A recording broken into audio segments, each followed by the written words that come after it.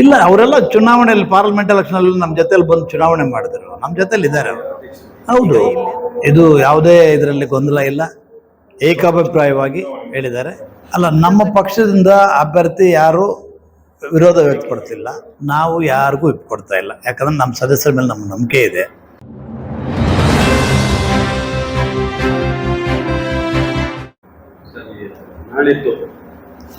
ನಮಸ್ಕಾರ, ತಮಗೆ ಸ್ವಾಗತ. ಇವತ್ತು ನಮ್ಮ ಕಾಂಗ್ರೆಸ್ ಕಚೇರಿಗೆ ಬಂದಿರೋದು ತುಂಬ ಸಂತೋಷ. ಯಾವ ವಿಷಯದಕ್ಕೆ ತಾವು ಬಂದಿದ್ದೀರಿ ಅಂತ ತಿಳ್ಕೊಬೋದಾ?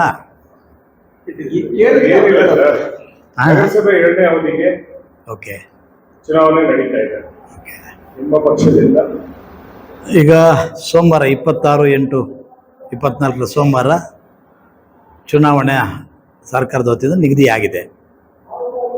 ಅದಕ್ಕೆ ನಾವು ಸುಮಾರು ಒಂದು 15 ದಿವಸ ಮುಂಚಿತವಾಗಿ ನಮ್ಮ ಎಲ್ಲ ಸದಸ್ಯರನ್ನು, ಬೆಂಬಲಿತ ಸದಸ್ಯರನ್ನೆಲ್ಲ ಕರೆದು ಯಾರು ಮಾಡಬೇಕು ಅಂತ ಇಂಡಿವಿಜುವಲ್ ಆಗಿ ಒಪಿನಿಯನ್ ತೊಗೊಂಡಿದ್ದೀವಿ. ಮತ್ತು ನಮ್ಮ ನಾಯಕರಾದಂಥ ಕೊತ್ತೂರು ಮಂಜುನಾಥ್ ಅವ್ರನ್ನ ಮತ್ತು ಆದಿನಾರಾಯಣ ಅವ್ರನ್ನ ಕೂಡ ಈ ವಿಷಯದಲ್ಲಿ ಚರ್ಚಿಸಿ, ಅವರೊಂದಿಗೆ ಚರ್ಚಿಸಿ ಯಾರನ್ನ ಅಭ್ಯರ್ಥಿ ಮಾಡಬೇಕು ಅಂತ ತೀರ್ಮಾನಕ್ಕೆ ಬಂದವು. ಅವರೆಲ್ಲರ ಸಲಹೆ ಮೇರೆಗೆ ಪ್ರತಿಯೊಬ್ಬ ಮುನ್ಸಿಪಲ್ ಕೌನ್ಸಿಲರನ್ನು ಇಂಡಿವಿಜುವಲ್ ಆಗಿ ಕರೆದು ಅವರ ಅಭಿಪ್ರಾಯ ತಗೋಬೇಕು ಅಂತ ಹೇಳಿದ್ರು. ಅವಾಗ ಅಭಿಪ್ರಾಯ ತಗೊಂಡಾಗ ನಮ್ಮ ಪಕ್ಷದವರು ಮತ್ತು ಇಂಡಿಪೆಂಡೆಂಟು ಮತ್ತು ಬೆಂಬಲಿತ ಎಲ್ಲರೂ 18 ಜನ ಸದಸ್ಯರು ಶ್ರೀಮತಿ ಶಬನಾ ಬೇಗಂ ಅಮಾನುಲ್ಲಾರವರ ಹೆಸರನ್ನು ಸೂಚಿಸಿರ್ತಾರೆ. ಅದನ್ನು ನಮ್ಮ ಹೈಕಮಾಂಡ್ ಮುಂದೆ ಇಟ್ಟು ಈ ರೀತಿ ಸದಸ್ಯರೆಲ್ಲ ಈ ರೀತಿ ಹೇಳಿದ್ದಾರೆ, ಶಬನಾ ಬೇಗಂ ಅವ್ರನ್ನ 2ನೇ ಅವಧಿಗೆ ಅಧ್ಯಕ್ಷರನ್ನಾಗಿ ಮಾಡಬೇಕು ಮತ್ತು ಉಪಾಧ್ಯಕ್ಷರನ್ನಾಗಿ ಸರಳಾ ನವೀನ್ ಅವ್ರನ್ನ ಮಾಡಬೇಕು ಅಂತೇಳಿ ತೀರ್ಮಾನ ಮಾಡ್ತೀವಿ.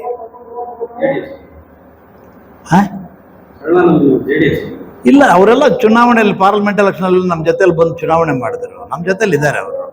ಈಗ ಇಲ್ಲೇನಾಗಿದೆ, ಕೆಲವು ಮಿಕ್ಸಪ್ಗಳಾಗಿದ್ದಾವೆ. ನಮ್ಮ ಕಡೆ ಇರೋರು ಆ ಕಡೆ ಹೋಗಿದ್ದಾರೆ, ಈಗ ಆ ಕಡೆ ಇರೋರು ಈ ಕಡೆ ಬಂದಿದ್ದಾರೆ, ಎಲ್ಲ ಆಗ್ಬಿಟ್ಟು ಇದಾಗಿದೆ. ನಮ್ಮ ತಾಲೂಕಲ್ಲಿ ಅಂಥ ಬೇರೆ ತಾಲೂಕು ಹಂಗಿಲ್ಲ. ನಮ್ಮ ತಾಲೂಕಲ್ಲಿ ಇಂಥವೆಲ್ಲ ಸರ್ವಸಾಮಾನ್ಯವಾಗಿ ಆಗ್ತಾ ಇರ್ತವೆ.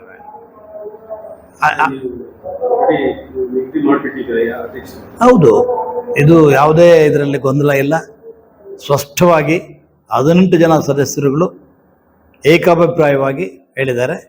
ಆ ಜೊತೆಗೆ ನಮ್ಮ ಹೈಕಮಾಂಡು ಸಹ ಅದನ್ನು ಒಪ್ಪಿ ಹೌದು ಅವ್ರು ಮಾಡಬೇಕು ಅಂತೇಳಿ ಸೀನಿಯರು ಅಮಾನುಲ್ಲಾ ಅವರು ಅಂತೇಳಿ ನನ್ನ ಜೊತೆ ಈಗ ಅಮಾನುಲ್ಲಾ ಅವರು ಬ್ಲಾಕ್ ಕಾಂಗ್ರೆಸ್ ಅಧ್ಯಕ್ಷರು ಬೇರೆ ಇದ್ದಾರೆ. ಆಮೇಲೆ ಎಲ್ಲ ಸದಸ್ಯರ ಒಲವು ಅವ್ರ ಕಡೆ ಇದೆ. ಉತ್ತಮವಾದಂಥ ವ್ಯಕ್ತಿ, ಒಳ್ಳೆ ಕೆಲಸ ಮಾಡ್ತಾರೆ ಅಂತೇಳಿ ತಿಳಿಸಿದ್ದಾರೆ. ಆ ಹಿನ್ನೆಲೆಯಲ್ಲಿ ಪಕ್ಷದ ವತಿಯಲ್ಲಿ ನಾವು ಇನಾನಿಮಸ್ ಕ್ಯಾಂಡಿಡೇಟ್ ಆಗಿ ಶ್ರೀಮತಿ ಶಬನಾ ಬೇಗಂ ಅಮಾನುಲ್ಲಾ ಅವ್ರನ್ನ ತೀರ್ಮಾನ ಮಾಡಿದ್ದೀವಿ. ಅಲ್ಲ, ನಮ್ಮ ಪಕ್ಷದಿಂದ ಅಭ್ಯರ್ಥಿ ಯಾರು ವಿರೋಧ ವ್ಯಕ್ತಪಡ್ತಿಲ್ಲ. ನಮ್ಮಲ್ಲಿ ಇನ್ನೂ ಒಂದು 2-3 ಇದ್ದರು, ಅವರು ಕೂಡ. ಈಗ ನಮ್ಮ ಮೋಹನ್ ಅವರ ಮಿಸ್ಸಸ್ ನಿರುಪಮ ಅವರಿದ್ದರು. ನಿರುಪಮ ಅವರು ಕೂಡ ಅಮ್ಮನವರು ಇರಲಿ ಅಣ್ಣ ಅಂತೇಳಿ ಸೂಚನೆ ಮಾಡಿದರು. ಅದೇ ರೀತಿಗೆ ಇನ್ನೂ 3-4 ಜನ ಇದ್ರು, ಅವರೆಲ್ಲ ಕೂಡ ಹೇಳಿದ್ದಾರೆ. ಸೊ ನಮ್ಮಲ್ಲಿ ಗೊಂದಲ ಇಲ್ಲ, ಎಲ್ಲರೂ ಸ್ಪಷ್ಟವಾಗಿ ಹೇಳಿದ್ದಾರೆ. ಅಧಿಕೃತವಾಗಿ ಕಾಂಗ್ರೆಸ್ ಎಂಟಿದೆ, ಇಂಡಿಪೆಂಡೆಂಟ್ ಎಲ್ಲ ಬಂದಿದ್ದಾರೆ. ಇಂಡಿಪೆಂಡೆಂಟ್ಸ್ ಇವರೆಲ್ಲ ಬಂದು ಬೆಂಬಲ ವ್ಯಕ್ತಪಡಿಸ್ತಾ ಇದ್ದಾರೆ. JDS ಸದಸ್ಯರಿಗೆ ವಿಪ್ ಜಾರಿ ಮಾಡ್ತೀವಿ ಒಂದು ವೇಳೆ ಚುನಾವಣೆಯಲ್ಲಿ ಏನಾದರೂ ಇದು ನಾವು ಸ್ಟ್ರಿಕ್ಟ್ಲಿ ಸ್ಪೀಕಿಂಗ್ ನಾವು ಯಾರಿಗೂ ವಿಪ್ ಕೊಡ್ತಾ ಇಲ್ಲ. ಯಾಕಂದ್ರೆ ನಮ್ಮ ಸದಸ್ಯರ ಮೇಲೆ ನಮ್ಮ ನಂಬಿಕೆ ಇದೆ. ಅವರ ಇನ್ನೊಂದು ನಾವು ತೀರ್ಮಾನ ಮಾಡಿರೋದು ಅವರ ಅಭಿಪ್ರಾಯದಂತೆ. ಆ ಹಿನ್ನೆಲೆಯಲ್ಲಿ ನಾವು ಯಾವುದೇ ವಿಪ್ ಕೊಡ್ತಾ ಇಲ್ಲ. ಅವರ ಮಾತಿಗೆ ಮನ್ನಣೆ ಇದೆ. ಅವ್ರು ಹೇಳಿರ್ತಕ್ಕದ್ದಕ್ಕೆ ನಾವೆಲ್ಲ ಕೂಡ ಒಪ್ಕೊಂಡಿದ್ದೀವಿ.